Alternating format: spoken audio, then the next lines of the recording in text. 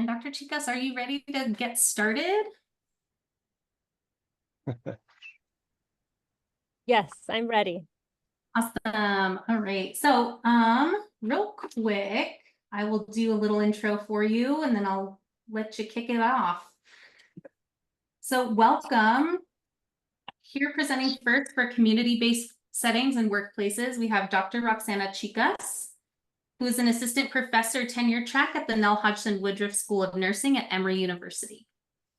Dr. Chicas's research experience in occupational and environmental health and nephrology, along with her bilingual bicultural investigator status, equip her with a unique set of strengths and skills of the nurse scientist.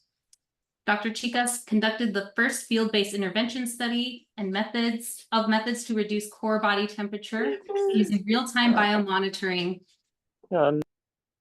equipment among farm workers in the United States. Doctora Chicas, welcome. Well, thank you. Thank you so much for the invitation. Thanks to everyone who decided to attend this breakout session. So let me just go ahead and start sharing my slides.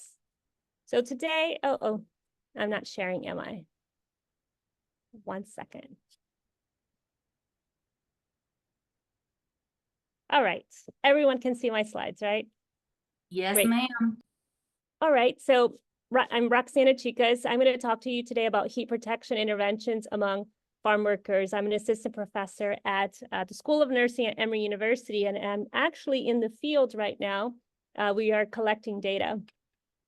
So I'll start off with a statistic, and that is that farm workers have the highest rate of heat-related mortality. They're 35 times more likely to die from a heat-related death, followed by construction workers who are 14 times more likely to have a heat-related death. Knowing that, we started talking to the Farm Workers Association of Florida, which is a community-based organization that's been working with farm workers for the last 40 years in Florida. And we wanted to be able to basically quantify that workers were experiencing a rise in their core body temperature. And so what we found was that 49% of about 242 workers had a core body temperature that went over 38 degrees Celsius, which is 100.4 Fahrenheit. And that threshold, that's the threshold of a fever. In medicine, it's generally regarded as once you go over that threshold, the person has a fever. So these workers are in the field working with a fever, except they have no infection. And the first time that workers start to go over that threshold is right after 8 o'clock in the morning. So very early on in the morning, they are already in danger of heat exhaustion, heat stroke. What we also found is that they are chronically dehydrated. 81% of them start the workday, 81% of them by the end of the workday are dehydrated. Even though they are trying to drink as much as they can, they are still dehydrated. We also found that 33% of the workers had acute kidney injury out of one of the 3 workdays that we monitored them. And the odds of acute kidney injury increased by 47% for each 5-degree increase in heat index. So there's this association of working outdoors in the heat and dehydration that with acute kidney injury. Knowing that these were the outcomes we were getting from our studies, we thought about what to do next. And so we did an intervention study, a cooling intervention. It was a small pilot study. And what we did was we randomized workers to one of 4 groups. One group received a cooling bandana. It was a bandana that they would wet, wring it out, and put it around their neck. The next group got a cooling vest, which the vest is about $200. And we get inside the vest are some inserts that cool down, that melt at a slower rate than just regular ice. So we gave them 2 inserts so they could switch them out once the first set of inserts was melted. And they wore the vest while they were working. And then we had a 3rd group that wore both devices and a 4th group that was the control group. And what we found, which was very interesting to me, was that the bandana group had the lowest proportion of workers who went over 38 degrees. And not only that, when they did go over, they spent less time over 38 degrees compared to the control, the vest, and the combination. And so although it's a small pilot, it's not statistically significant, it does give us a signal that perhaps there are ways to protect workers while they are working in the heat. The next intervention we did was a hydration intervention. We wanted to see, can we protect workers from developing acute kidney injury? So we randomized workers to either 5 liters of water with electrolytes or 5 liters of plain water. So this is supposed to be blinded. We didn't tell the workers, what they were being assigned to, but the group that had the electrolytes knew they had the electrolytes because of the flavor of the water was a little salty. And the group that had the plain water, some of them were confused as to did they get the electrolytes or not? But we encouraged them to drink as much as they could, not to throw it away, not to share it. Because we do our work in collaboration with the Farm Workers Association, we do not go out into the field and observe the workers. We have no relationship with growers. Everything is done through the Farm Workers Association of Florida. And so we gave the participants their jugs in the morning, and they went off to work. And at the end of the workday, they would come back to our office, and we collected their blood and urine.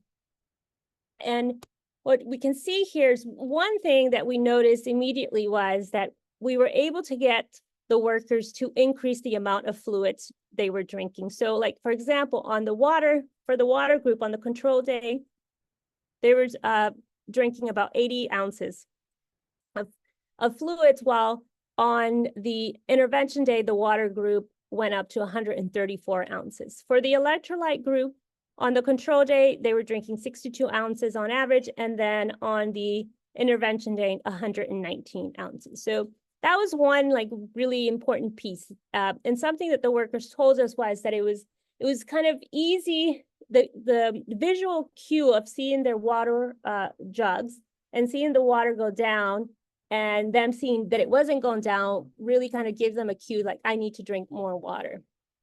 The next thing that we saw was that no one in the electrolyte group had acute kidney injury, whereas on the control day and in the water group on both days, workers had acute kidney injury. Again, a small study, not statistically significant, but again, signaling that there are ways to protect workers from acute kidney injury that's associated with working outdoors in the heat. So this notion that, it's hot and it's just the way that it is, there's nothing you can do about it. I think it's a false notion. And there are ways to, protect workers. We just need a little cooperation from industry, perhaps, also some policies in place to protect workers, to give kind of the infrastructure to protect them. So right now, we are working on a study where we are developing a sensor that workers wear on their chests. And actually, that's what we are right now doing data collection on. We want to develop a sensor that can predict before a worker goes into heat exhaustion or heat stroke. So we are collecting data right now that we will use in machine learning, use some AI to get it to predict when a worker is going to acute kidney injury. And the goal is that workers would wear these sensors, industry would support it, and there would be an alert to the worker, perhaps to a coworker or a supervisor when someone is not doing well, so that they could be pulled out to have a rest break in the shade. Something else that I'd like to highlight is that we've worked on some modules. These are free web module. One is for clinicians and the other one is for the general public or growers on the studies that we have done, what we learned from them, and some of our recommendations. The clinician one provides free CEU credits if anybody is interested in those, but it really gives a good, more in-depth explanation of our studies and what we recommend. And with that, I'll just remind you that heat-related illness and death are preventable. And thank you for allowing me to present the work that we do. Thank you so much, Dr. Chicas, for that informative presentation. I'd like to pass it over now to my colleague, Claudia Pratesi, to introduce our next speaker. All right, thank you very much. And I would like to introduce, and I pulled up the wrong paper. I would like to introduce, again, thank you, Nathaniel, for presenting.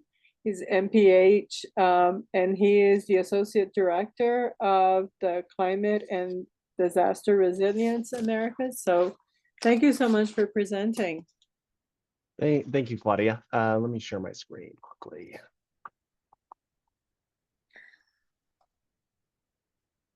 All right, are people able to see that? Yes. Perfect. Yeah, so I wanted to kind of spend my time walking through the heat policy advisory that Healthy Climate New Mexico released for this summer. I think it's got some really critical community level interventions that really need to be considered.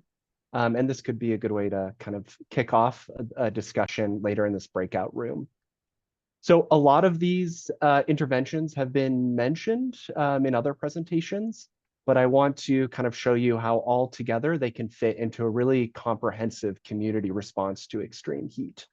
So our number one recommendation is to create a New Mexico heat occupational standard.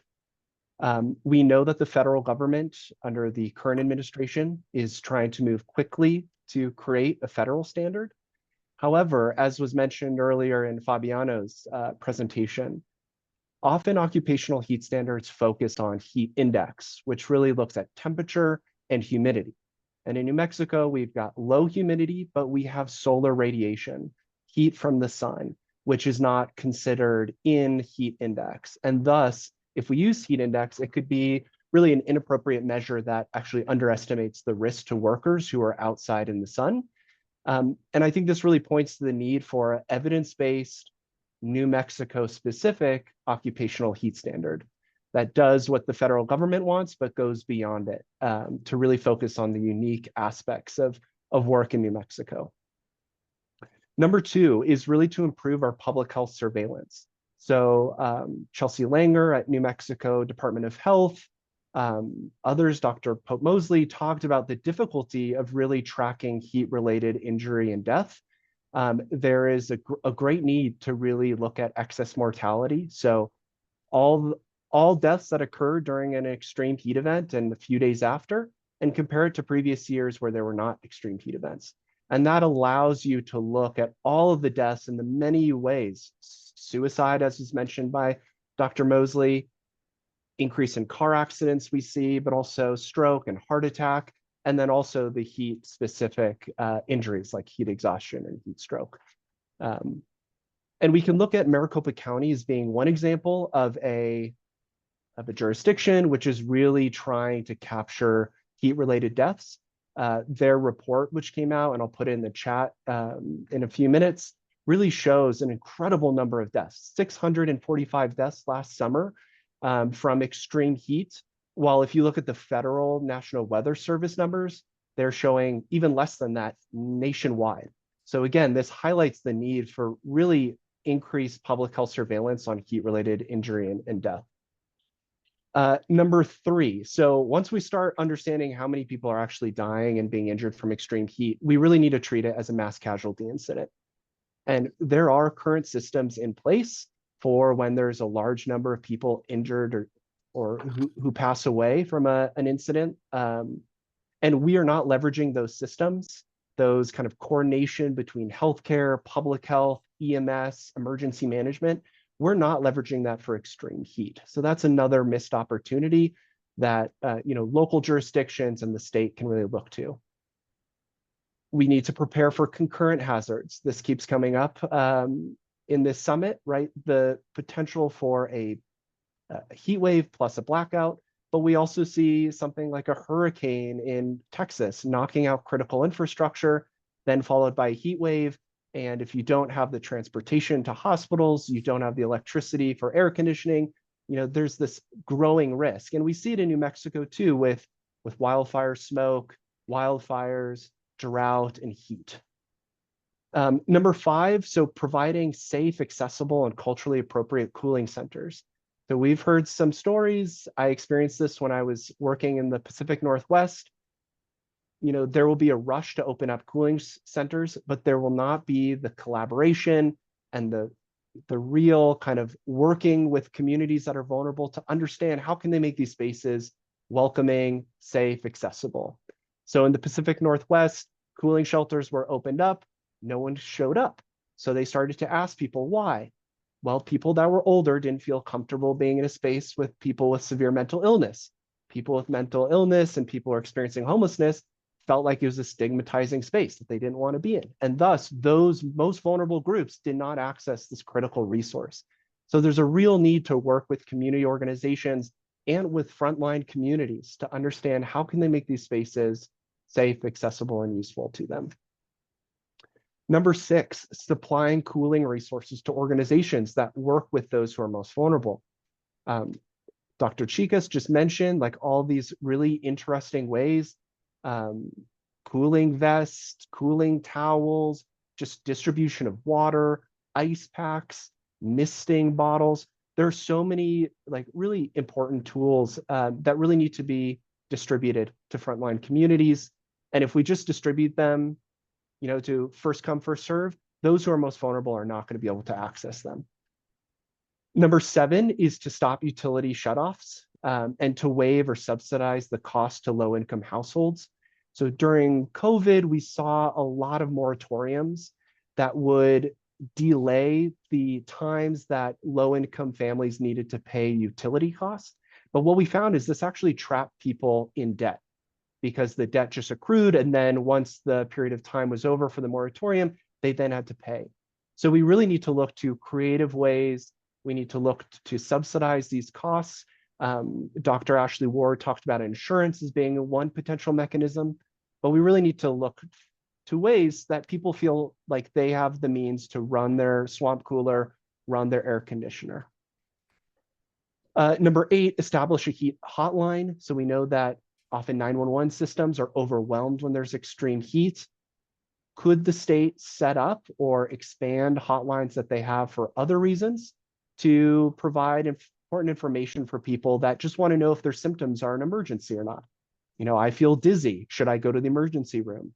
Well, do you have other symptoms? You know, these are the sorts of things that, you know, a nurse hotline, for example, could easily answer and reduce the amount of people going into EDs, emergency departments. And then number 9, being more proactive in messaging around the risks of extreme heat, who's most vulnerable. And number 10, really focusing on rural and tribal communities. This came up a lot in the chat. Rural and tribal communities face additional barriers, whether it's related to infrastructure or just being dispersed geographically. Are there funding mechanisms to create better resilience through weatherization or, you know, access to solar energy, this sort of thing? And with that, I will stop there, and I'm hoping we can discuss many of these later on in this discussion. Thank you.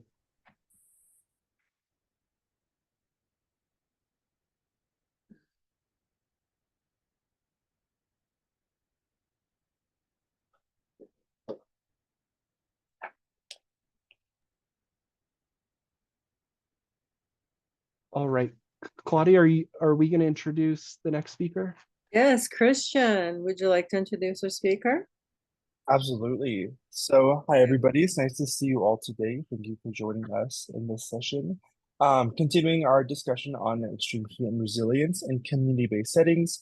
Today we have Dr. Kate Morton from the Albuquerque Healthcare for the Homeless. Dr. Morton is a clinical pharmacist and the Chief Clinical Officer at Albuquerque Healthcare for the Homeless. She graduated from the UNM College of Pharmacy and completed her residency at the UT Austin UT El Paso Cooperative Pharmacy Program. Since then, her work has been focused on community health, HIV treatment and prevention, LGBTQ+ health, homelessness, substance use, and harm reduction. And I will go ahead and pass off the floor to Dr. Morton. Good morning, everybody. Thank you so much for having me. Let me get my slides up here.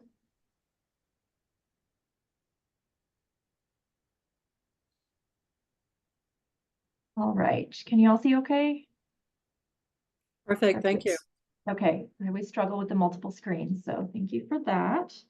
So one of the benefits of going towards the end here is that I can kind of draw from other presentations because we've had so much good information shared today. And I personally have learned so much, and I'm really excited to meet you all and to be here. So So today I'll be talking in one of these breakout sessions, and I really just wanted to kind of frame up some of the items that we'll be talking about. So I'll start by reviewing some of the connections between environmental justice and homelessness. And then we'll talk a little bit about what we're doing here in Albuquerque, what we can learn from some of our regional partners in terms of interventions. And then I'm excited to discuss with you all some of the things that you're hearing from clients and community members, and to kind of brainstorm what we can do about it. So let's see. Okay. So to make sure that we're all on the same page around homelessness, to start, I just wanted to do a quick 101. Homelessness is at its core an affordable housing issue. And so we know that there are other structural issues that feed into this, like income, healthcare, criminal justice. And then when all of these issues are combined with other personal vulnerabilities, we see that it's pretty easy for folks to fall through the cracks in our system, and they can become homeless.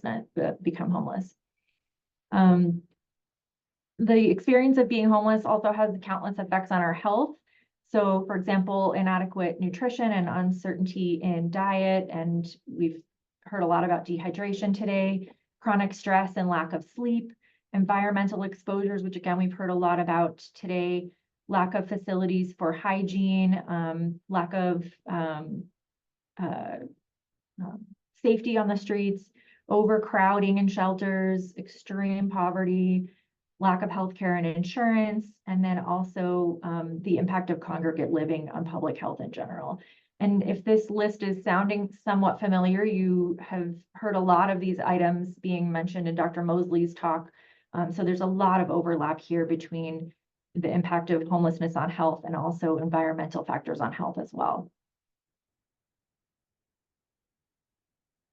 Okay, so we know that housing is the root cause of homelessness. And then when you add that to climate change, the effects are really exponential. And so, in fact, the Center on American Progress says that climate change and extreme weather is an affordable housing crisis multiplier.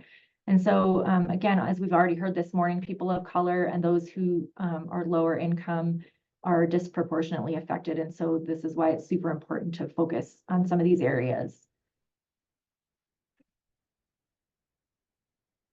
So when we talk about environmental justice, really we're focusing on the fairness of environmental and health laws and policies, and whether equal efforts are taken to protect everyone from environmental hazards and provide equal access to healthy environments. And again, many of these environmental hazards that we need to look at, we really need to take into account some other groups that are pretty commonly disproportionately affected. And I know today's focus is really on heat, but also remembering that environmental hazards can include things like soil and water contamination, air and noise pollution, and also exposure to severe weather events. So this is not an exhaustive list, but some of the Albuquerque resources I put in here just to sort of initiate some conversation with you all. And we've, again, heard many others be mentioned today. So we have the City of Albuquerque online website that has the summer cool down directory that really points people to different cooling centers, all the pools in the area, and other resources, food and things like that. Folks can also access those same resources by calling 311. And then we have the Albuquerque Community Safety, or ACS system. And so you can call them to do a wellness check if there's somebody that you're concerned about. Or if someone needs to be transported somewhere, either to a shelter or to a cooling center, that is one option. And then Nate mentioned cooling stations. And so that's another resource that we have in Albuquerque, and we'll talk a little bit more about that in the next couple of slides. So just a little bit about Albuquerque Healthcare for the Homeless. We have a brick and mortar clinic and campus down on Mountain and First downtown, where we provide primary care, which includes substance use disorder treatment. That's all part of primary care for us. We have psychiatry, dental services, and we have a pharmacy on site. We have behavioral health and social services. And then we have a resource center that's part of our campus. That's a low barrier spot where folks can come during the day and be in a cool environment, use computers, charge their devices, take showers, and get, you know, hygiene items, have water, snacks, things like that. We also have Art Street, which is another very low barrier program for us. And it's a giant art studio where any member of the community can come and make art. We have classes, you know, open studio time. There's also a bunch of groups that folks can join, but it's another place where folks can come and get out of the weather and be in a real open and community-minded space. We do a fair amount of mobile medical and dental outreach, as well as integrated outreach services and street medicine. So we do have a mobile van that goes out, and we can provide different services to folks, such as harm reduction services around syringe exchange, naloxone, and things like water, sunscreen, snacks, as well as medical services. So we often have a nurse and or a prescribing provider out on outreach as well in an integrative fashion with some of our other team members. We have housing navigation, and then because again, we understand that homelessness is a housing issue, and so that's obviously a very big component of our program here. And then we do a fair amount of client engagement. So we actually have a whole client compendium, client experience compendium, and one component of that is our client, for client feedback, is our client leadership committee, where we can really hear from folks who are experiencing homelessness on a monthly basis. One of the topics for the June meeting was around climate change and heat. And so I wanted to share with you a couple of the pieces of feedback that we received from folks who were in attendance at that meeting. So first, we heard that there's a lack of water stations and public restrooms. So participants voiced frustrations with the lengths that they have to travel to get water in some cases. Some folks said that the cooling stations are nice, but they're not open all the time. And at times it's not possible to travel. So again, similar feedback to that first comment. And they mentioned that the biggest help would be to have more water stations throughout the city so that they're a bit more accessible for folks. One idea was to have water fountains available at bus stops. And then another person mentioned that cooling centers should have water refilling stations, water bottles available, cleaning stations for reusable water bottles, ice, electrolytes, hats, and sunscreen, and then gift cards to meet unique needs so that it's a little bit more flexible for folks to get the items that they require. Bathrooms, of course, and then have some access available 24/7, and then include places to rest as well. That's some of what we heard last month. I think others have mentioned a few different times in this morning's sessions where, you know, we really have the opportunity to learn from some of our regional partners. So some of the lessons learned from folks in Phoenix in particular. This top picture on the left is someone from the Phoenix Fire Department using an ice bath to help bring down someone's core temperature. The photo on the top right is of a nurse practitioner at one of our partner organizations that really cares for folks experiencing homelessness in Phoenix, called Circle the City. And they're they have mobile access to IV rehydration for folks experiencing homelessness and heat-related illness. And then that bottom picture is, I don't know if you can see it there, but this is outside of a meal location at Circle the City in Phoenix. And they have these misters like you see sometimes in outdoor patios and things like that. So those are just some examples of what we can learn from other folks doing similar work. In California, we've seen a couple of examples. The photo on the left there is a volunteer passing out respirator masks to folks who have been impacted by poor air quality related to fires. And then on the right, there's a little snapshot of a report that was done from folks in the Bay Area looking at, again, air quality and health impacts. And then we have some examples on a national level, and this is actually something that our team has been participating in through the National Healthcare for the Homeless Council. We have a homeless mortality data working group. Again, we've heard multiple times today how important it is to be able to capture data and some of the drawbacks to capturing that data accurately around cause of death and you know, some of those other pieces in there. And so this is something that we're working on a national level. And this committee put out a toolkit to really try and address some of these issues and some of these data collection challenges. So that's something that we've been part of, and you can access this toolkit online if you're interested. So just to kind of recap, we know that climate change and sustainable housing and equities are really related and intertwined. And for us, you know, that this is why we believe that in order to address homelessness, we really have to address climate change as well. And so that's really what makes us passionate about this work and so excited to participate with this group today.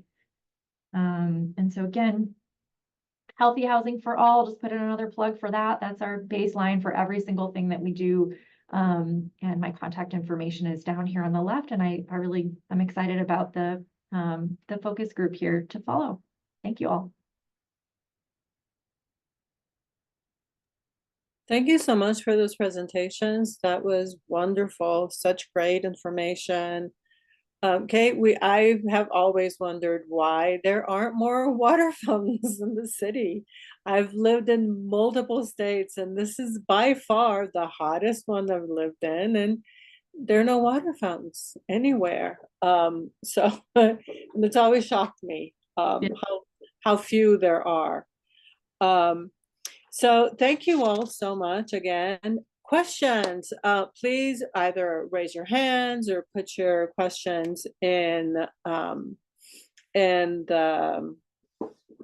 the chat, and we will get to them as we go.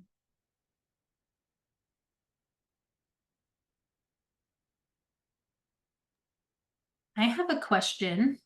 Yes. My question is for Kate. You mentioned that your organization gives out small things to clients, like sunscreen, things like that. What have you been seeing lately that folks have been needing or requesting specifically? Anything that's unique or surprising? I don't think that we've seen anything super surprising. I think the demand for cold water, food, obviously, you know, hats and sort of other ways to provide shade for folks. I think that those are things that are always pretty common for us. My colleague Rachel Biggs, who's our Chief Strategy Officer, is here too. I don't know if you wanted to add anything, Rachel, from what you've been hearing in the client leadership. I think one thing that we hear consistently is having flexible funds. So having money in people's pockets to be able to purchase the things that they need. So things like gift cards. So when folks are out on the street close to a gas station or a convenience store, they can get what they need at that moment instead of having to lug around a lot of things at once. People are always getting their things, you know, lost or taken or misplaced. And so being able to replace those quickly and having flexible gift cards or funding to do that and just more money in people's pockets being a pretty high impact strategy. So people get what they need. And our CEO, Jenny Metzler, just chimed in on the chat too. I don't know if you all saw that, but we did get a donation of cooling towels, and that was something that was really, really popular among our folks. And I think this goes back to one of the previous presentations about some of the resources. But we rely, for a lot of those things, we rely on donations. And so we always try and keep an updated list of the things that we could really use on our website because, again, we do a fair amount of outreach. And so we're out there meeting people where they're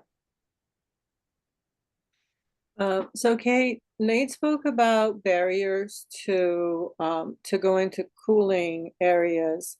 Could you talk about barriers for people to go into shelters when they're unhoused? Yes, I think there are a lot of reasons why folks, you know, may not want to be in a shelter. And, you know, everyone sort of has their own opinion or reasons for that. But, you know, some people have been, you know, have not enjoyed the experience at the shelter because they've had their things, you know, taken or lost. Some people don't like to be around a lot of people like that. And it's a really, tight congregate setting there. I think a lot of the shelters are pretty packed and pretty busy. And so, that doesn't always work for folks. We've had folks, who are really sick and should probably belong in someplace more like permanent supportive housing or a respite center. And so, maybe those folks aren't good candidates for being in a more traditional shelter. Feel free to add any of my colleagues if you have anything else.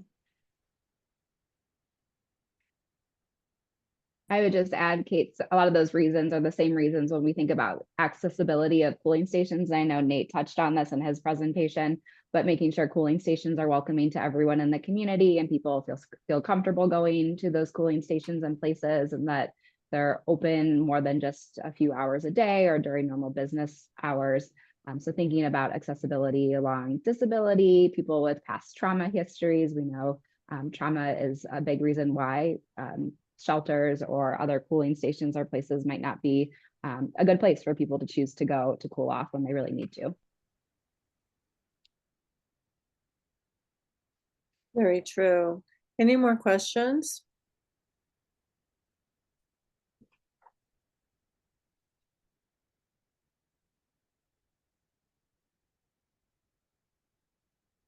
Try and find hands that are up.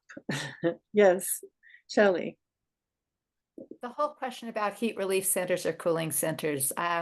We, Healthy Climate New Mexico, did a booth at a recent event at the CARE campus in Bernalillo County, and I went on the Albuquerque website. This is not to call out any community in particular, and I know there's a transition there, but there was just a couple of places, and when I spoke to Janice Herrera, she's like, well, this place really isn't open on Sunday, and all that internal knowledge. And I was excited to see that Socorro, at least in the newspaper, had one cooling center they were trying to staff with volunteers.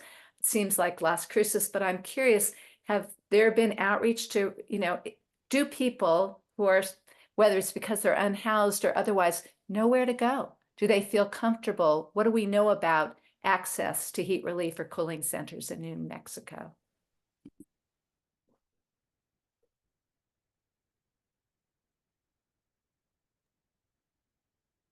I mean, we definitely have a lot of folks that come to our resource center on a daily basis, as well as Arch Street, because they're low barrier places where people feel comfortable. And again, it's, we designed the resource center with trauma-informed, practices in mind. And again, the folks can take a shower there, and there's a lot of other resources. And so I think that's been pretty popular. I know that many of the libraries and kind of senior centers are also available for folks. We do have a good partnership, in particular with the International District Library, and so we do a fair amount of outreach down in that area. And so we are able to, be there and provide harm reduction services and medical services, and we can give things out like water and and other items like that. But I think to Rachel's point earlier, maybe a senior center or multi-generational center may not be the most welcoming to someone who's unhoused. They may feel like they're not welcome there. Very true. Charles, you have your hand up. Oh, thank you. This is great information. Just a couple, want to make a point, a couple of things that have been talked about, the water fountains, for instance, or more cooling stations in communities, and also possibly ensuring the cooling stations can stay cool themselves if there's a major emergency that the power goes down and they have to be locally powered. So cooling stations need generators as well. All those things are examples of what a local community could possibly do if the public health and climate bill that Healthy Communities New Mexico has been pushing the last couple of years, and we hope to pass this year. Last year was HB 104. So these ideas are wonderful. We need to see how we can get that passed and incorporate that possibility. Thank you.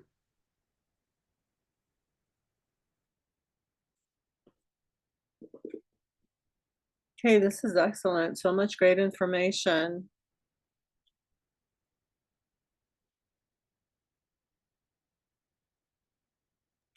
So we have 10 minutes to go. Is that what you're saying? Yeah, we'll close out these breakout sessions in about 10 minutes. I see Christian has his hand raised. Go ahead, Christian.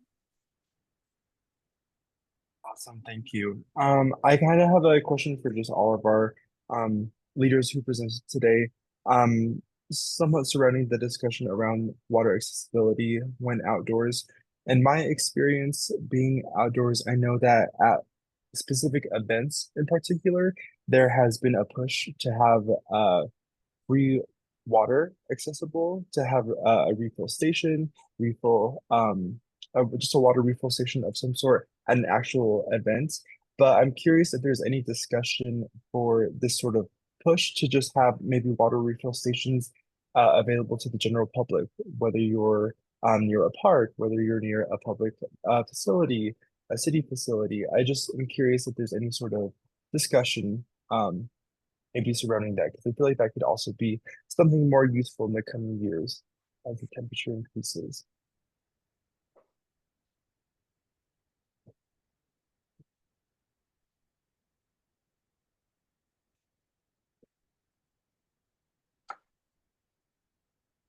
Who would like to answer that question?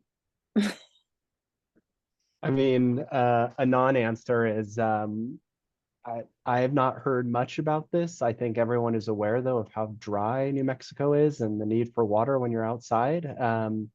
But I've not heard of like real concrete actions to get it out there. So hearing Kate, what you're hearing from clients is like really important information that I think will really help us, you know, as Charles said, like look at legislation that can really try to address some of these critical issues. Yeah, I think it needs to be brought up so a solution can be presented, because unless we bring it to legislature, nothing is going to change. That is very true. So I've got a related comment and question. So the city of Albuquerque, when it was very hot, not too long ago, put out like messaging that they were going to turn on sprinklers during the day at certain parks for like 1 to 2 hours. And there were like parks all over. And it seemed to me like good intentions, but maybe not connected with, you know, the communities that might need access to like sprinklers. I'm not sure, like, is it for kids to play in? Is it for people experiencing, you know, homelessness to cool down?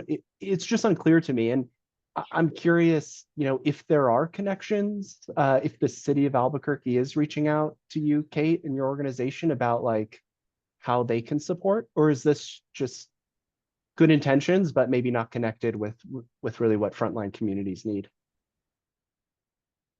Good question. I'm going to turn it over to Rachel, our Chief Strategy Officer. Do you have anything to add there, Rachel? Sorry, I keep pinging it over to you, but no worries. No, Nate, I think it's a really good question. I think it's a question when we think about advocacy and policy we should be asking about, is how we could partner with our local governments to make sure that the needs of those that we're serving are being heard. And so the things that we're hearing from clients about access to water, cooling stations, getting that feedback to the folks that are allocating those resources and deciding those budgets would be really important as collective action. I also thought that the sprinklers and those sorts of things, those are good things to do, but if people don't know about them or if they're not accessible, a lot of things that we heard from clients is that you need water to get to water. So if you're traveling a long distance and our transit isn't, you know, interconnectedness of our public transit, if you're not able to get to those places quickly, it's still a hardship. So the accessibility of those and just the amount of them too, I think it was more, yeah, this is a good idea, something to try, and then let's build on it and create more sustainable solutions as well. I think ultimately for us, for policy and advocacy, we keep focusing on housing. And if everyone had their own house to be in that was cooled and they had access to water, we would ultimately be a lot further along than we are right now. So keeping our eye on the long-term solutions of making sure everyone has a healthy home to be in. I think it's interesting, and I just have a comment about that. I'm a little cynical, I will admit, but having studied redlining, I know that most places that have parks are in areas that are great. So a couple of things there. First, I don't think it's really helping the people that need to be helped. If you're turning on sprinklers, it sounds more like an empty gesture. And also what you said, I had not heard about it. So how well are people informed about this gesture of, oh, we're opening sprinklers to make it cooler? So yeah, not exactly the solution that we need for people that are vulnerable. So I don't know. Didn't sound like a great idea to me, but Before we wrap up, I have one question that I think is really relevant to New Mexico as a state, being agricultural. We have a lot of pride in our agricultural workforce, our products. So I'd like to hear from Dr. Chicas, since your work deals directly, directly with farm workers' health and safety. Like, what are some implications for our food system if we don't protect our farm workers? Yeah, the implications are that, there will be a delay in food supplies and prices will go up. And these are workers that are really much the backbone of the food supply chain, deemed essential during COVID, yet do not have protections in place. So, I think it's really important that, the way we treat agricultural workers is the United States has a long history of pretty much oppressing them, marginalizing them, and not caring for them. So hopefully, with raising awareness to the general public, letting them know, we study farm workers because we want to help farm workers have better working and living conditions and better health. But in studying them, we're understanding how heat affects, humans. And we're seeing some associations with heat, like, for example, a kidney injury. So I think it's really important to focus on them because they're giving us insight of what could be. Yeah. Yeah, that was a really surprising bit from your presentation, that a third of outdoor farm workers are experiencing acute kidney injury. That's a staggering number. And that's on any given day. So right, it could be thousands of people. Wow. Yeah, I just thought it'd be it's just very important we mention that, since we're here in New Mexico and we take a lot of pride in our agricultural products and way of life. And it's part of having a holistic approach to a just transition that we're all working toward. So thank you all so much. I think we have a couple more minutes. Are there any parting words or thoughts or comments, especially from our presenters, that you'd like to share at this time before we welcome everyone back for our last session?